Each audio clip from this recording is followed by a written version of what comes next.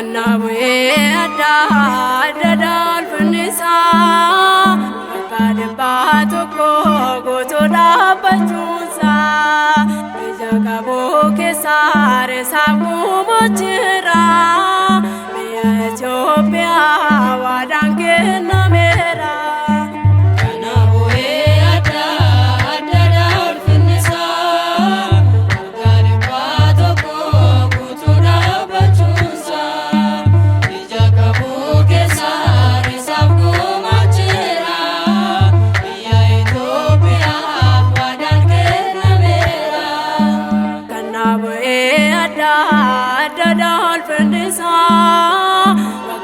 Baatoko guutuu dhaabbachuusaa ija qabuu keessaa reessaa guumoo jira biyya Itoophiyaa waadaan kennameera.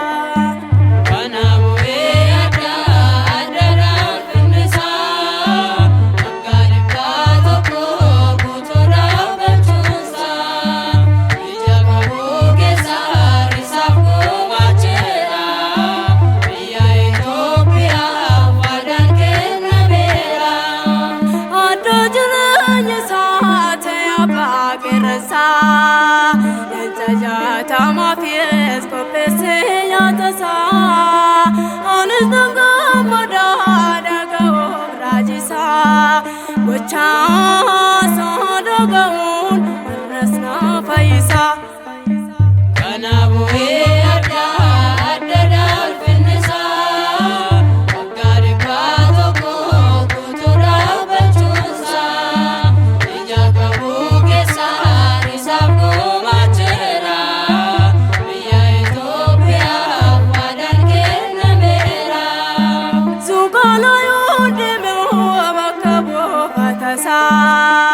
Gajeeluun gaddaa ejjetaa lafasaa kan ammas na eeguu jira kadhannisaa yoomiyyuu leeyyaa'uu ilma kaasaan faarsaa.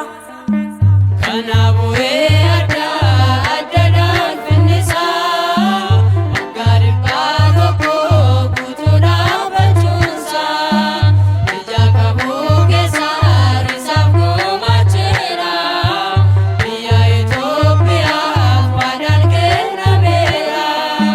Sirroo kan biqilee firiin waa ililchaa kanaaf ansi faarsaa gammadiin ililchaa qulqulluutu keessaan gogaan argattee waa'ee cubbuu keenyaaf gidiraa filattee.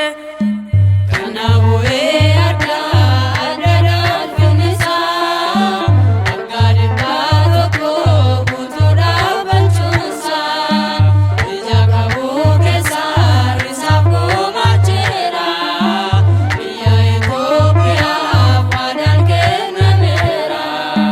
Laafoona keessatti garaan kee kan gaddee reessaan balaliitoo si arguun gammadee ija isaa samii kan waaqni siif kennee galaanni isa ga'uu akkasii.